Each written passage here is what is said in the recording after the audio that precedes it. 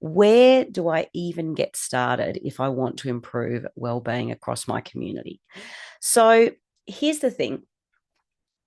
Wanting to make a difference is huge. I really want to acknowledge that. Feeling that frustration or that passion, that is massive. Not everybody feels that way. So it's really important to acknowledge how critical that is. But taking the first step and creating action is truly where momentum happens and change happens across our communities. It's really the pivotal place of where change happens when it comes to anything. But most people think that in order to take that first step, they need a full plan laid out. They need all of the answers kind of figured out in their head. People often think they need a degree in mental health, and they feel that they need to have the perfect initiative or idea before they can even get started. But honestly, that's really what keeps people stuck. So the truth is that you don't start with the big solution or all of the elements all figured out. You might have an initial idea, or maybe you just have a passion and have noticed a frustration. But what we want to do is really start with clarity about what it is we want to achieve and a clear vision. And in order to do that, you have to start with the current reality. And honestly, this is something that's often forgotten when people start to make change happen. I certainly saw it in my role in education. We have to start with the current reality.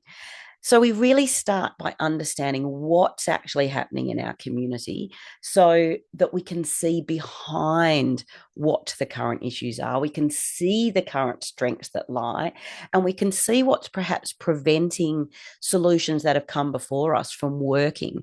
And by doing this, we really start to create a cultural shift around the way that mental health and well-being are being approached, so that then we can ultimately improve outcomes and create long-lasting change. But unfortunately, that is what 99% of people skip. People jump straight into the solutions or their great idea and sourcing funding. Now, I've seen this time and time again. People start with a frustration, they have a fantastic idea, they go looking for funding. It's completely understandable. So please don't feel bad if that's where you've started from.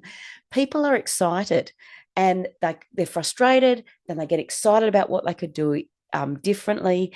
But unfortunately, what happens is this leads to short term outcomes and a real lack of sustainability. So if you want to create ongoing sustainable success, and really fully funded success, it's really critical that you spend time developing a strong foundation. And in order to do that, you need to understand the true needs of the community and all of the aspects of the problem before you try to fix it. Now, don't get me wrong, this doesn't have to be hard and it doesn't have to take a long time, but it's a critical part of highly successful community driven wellbeing solutions. Now, the reason that is that when you start well, everything that comes after becomes so much easier because those foundational steps give you clarity in what it is that you're trying to achieve because you understand what's actually happening, not just what you assume to be happening, and you get to dive that little bit deeper. And that includes strengths, as I've mentioned, that can really be built upon. It gives you direction for where you want to go and helps you identify where to focus your intentions first.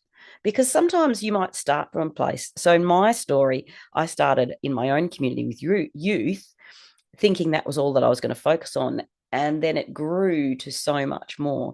So, it's really good to identify where your initial where your intentions are going to go first and where your community needs help the most rather than being overwhelmed by all that there is to potentially achieve. It gives you confidence because you're not just guessing, you're actually basing it on what's really going on. it definitely gives you buy-in from your community, and that helps people to feel included from the beginning and brings them along on the journey. And that is super important when you're doing a community approach, and definitely when you go to look for funding later on, because funders are very much looking for community driven or community support in the work that you're doing. And like I said, very important bonus, becomes much easier to access funding because of those reasons that I've just mentioned. Now, this is why the foundational stage in my entire community wellbeing blueprint is literally built around understanding your local needs, gathering simple insights early on, noticing the strengths that already exist rather than always thinking we've got to look outwards for the solutions. We can actually really focus in, and definitely getting a few small early wins on the ground to help create momentum and build confidence. Now, these first steps really build momentum in the process of creating change, because they make everything else lighter, much faster, and much more effective. And honestly, if I could give every team one piece of advice, or every individual one piece of advice, it would be to do this stage well, because it really sets you up for long-term success and takes you from a quick idea to a highly impactful initiative and community-driven solution. All right, so this is something that you can try right now or put away and try later if you want to save this. Grab your phone or a piece of paper and ask yourself these three questions. So, first question, what's one wellbeing issue in your community that keeps popping up, or that is the thing that frustrates you the most? Number two, who is most affected by that issue? And really try to think about the different target groups that could be affected by that. And then number three, what's one simple way you could listen to that group or learn from that group this week? And that is really important, because we want to create initiatives with people, not at them, not assuming that we know best. I see this so often. I'll give you an example of when we're looking to support men's mental health. There's nothing wrong with women doing that and supporting it, but we have to go out and get the voice of men to find out what they're truly feeling and what works and what doesn't, rather than just assuming what we think we know is best. Okay, there's nothing wrong with us doing it, but we definitely need to get those voices included. So it might be that you think, I'm going to ask a colleague, I'm going to post a question in a local group, I'm going to think of some people and have a 2-minute chat with them, I'm going to really observe what's actually happening, or I'm going to create an opportunity to get the voice of that specific group in some way. Now, these small early insights are really important, because they help you start the right way. Now, you would have heard me say this before if you've watched my lives before, but save a copy of what you come up with, even if it's one comment. We think often when it's little things that we don't need to save it because, oh, it doesn't really matter. But all those little things add up. So save it, because you will definitely thank me later when you're looking for funding. Now, I'd really love for you to drop an emoji into the comments, letting me know how ready you are to start taking action in this space. So are you totally fired up after you've heard what I've said? Drop a fire emoji. If you're thinking, let's go, let's start doing this right now, you might drop a rocket. If you're thinking about it, you're thinking, no, this is interesting, and yeah, I could do something, I'm not really sure, you might drop a thinking emoji. Or if you're terrified, you might drop a really nervous one, or anything at all that you think of. It doesn't really matter. Just a little bit of fun. All right. Now I want to share with you what I am so excited about, and that is my workshop, my brand new workshop. So next week, next Thursday, the 4th of December, instead of our usual Q&A, I'm going to be hosting a 60-minute live workshop. It's going to be starting at 10 a.m. Australian Western Standard Time, but I'm very conscious that lots of people are in different places around the world. So if you register for this event, you will get access to the replay, so that no matter where you are, you can watch it at a time that's suitable. I've done enough things in the middle of the night. I don't want to put anyone through that same process. This session, you're going to be live with me. It's going to be very hands-on. It's going to be practical and really energizing. So it's very much designed to help you do exactly what we talked about today and much, much more. So during the workshop, we're not just going to talk about getting started. We're actually going to do some work together live on the spot. So this is exactly what you're going to get in the 60-minute session. So this is not going to be a passive webinar. It's going to be very practical and hands-on. And I'm going to walk you through the exact first steps that I would take every successful wellbeing change maker through. So you'll finish knowing precisely what's happening in your specific community and the very first actions that you can take, feeling really confident. So together, what we're going to do is we're going to start by doing a mentally healthy community vision mapping activity. So we're going to map out your vision of what you would like to see your thriving mentally healthy community look like. Not fluffy, not generic, specific to your local area.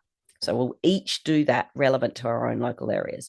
You're going to have a clear, personalized vision that can really become your map to move forward and something that you can share with other people as you bring them along on the journey, if that's what you wish to do.